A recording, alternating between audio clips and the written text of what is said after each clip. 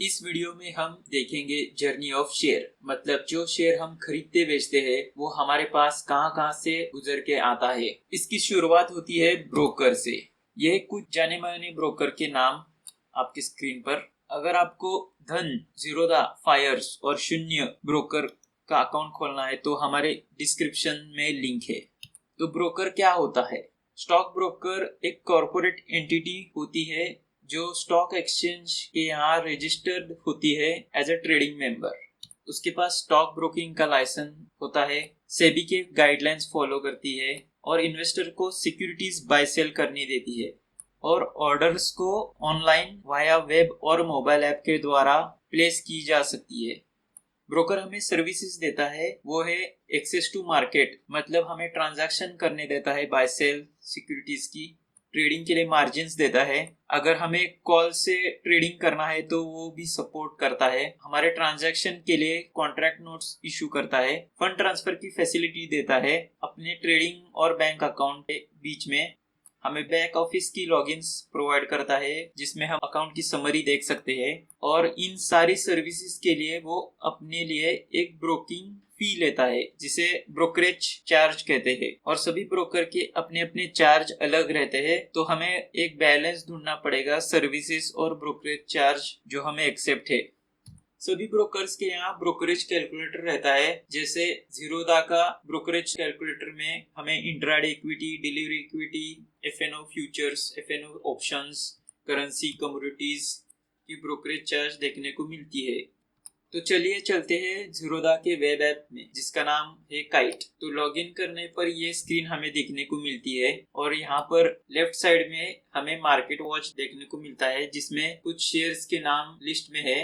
ऊपर यहाँ universal search है जिसमें हम कोई भी स्टॉक का नाम डाल के ऐड कर सकते हैं वॉच लिस्ट में। हर एक स्टॉक के यहाँ बाय सेल का बटन रहता है और बाय सेल के बाद ये मार्केट डेप बटन क्लिक करने पर हमें 5 बिड्स और 5 ऑफर्स देखने को मिलती है। बिड्स मतलब बाइंग की लिमिट ऑर्डर्स और ऑफर मतलब सेलिंग की लिमिट ऑर्डर्स। और हमें उस स्टॉक का चार्ट भी देखने को मिलता है जो है कैंडलस्टिक चार्ट। हम इसके बारे में और जानेंगे अगली वीडियो में। तो चलिए खरीदते हैं रिलायंस के शेयर। यहाँ पे 10 क्वांटिटी एनएसी सिलेक्ट है और हम 10 क्वांटिटी को लिमिट ऑर्डर सेंड कर दे हैं। तो देखते हैं ये कहाँ जाता है। तो हम है बायर क्योंकि हम खरीद रहे हैं रिलायंस के शेयर और हमारा ब्रोकर है जीरोधा। तो वैसे ही हमें अपोजिट में एक सेलर ढूंढना पड़ेगा जिसे बेचने हैं रिलायंस के शेयर 10 क्वांटिटी के। तो उसका भी एक ब्रोकर रहेगा और उसका कोई और ब्रोकर भी हो सकता है। इस एग्जांपल में हम फायर्स ले रहे हैं। तो हमारी 10 क्वांटिटी खरीदने की और अपोजिट पार्टी को 10 क्वांटिटी बेचने की, ये दोनों भी ऑर्डर्स ब्रोकर के यहाँ से अगली ओर स्टॉक एक्सचेंज।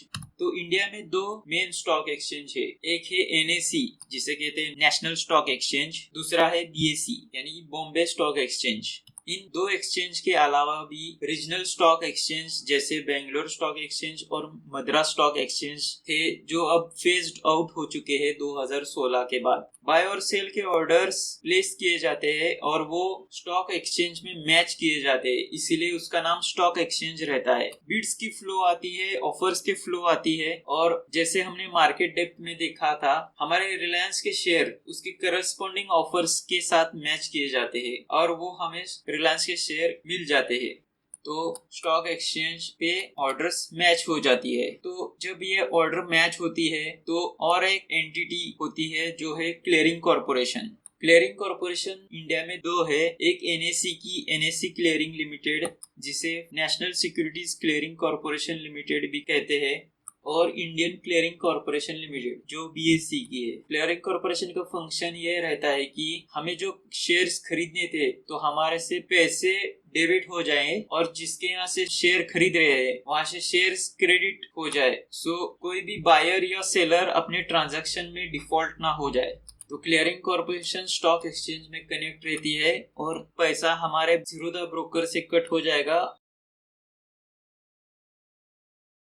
सेलर के फायर्स के अकाउंट में से शेयर्स कट हो जाएंगे और वो अपने अपने जगह पे चले जाएंगे। तो अगला है डिपॉजिटरी। डिपॉजिटरी एक डिजिटल लॉकर रहता है। जैसे पुराने जमाने में अगर हम शेयर खरीदते हैं तो पोस्ट से हमें शेयर्स मिलते थे, तो वो बस अब डिजिटली हो गया है। इंडिया में 2 डिपॉजिटरी है, एक एनएसी का NSDL national securities depository limited और सेंट्रल डिपॉजिटरी सर्विसेज लिमिटेड वो है BSE का। और जैसे मैंने बताया कि जो वो शेयर्स खरीदे थे वो अपने ब्रोकर के अकाउंट में दिख जाएंगे और ब्रोकर और डिपॉजिटरी पार्टिसिपेंट के माध्यम से जोड़े जाते हैं।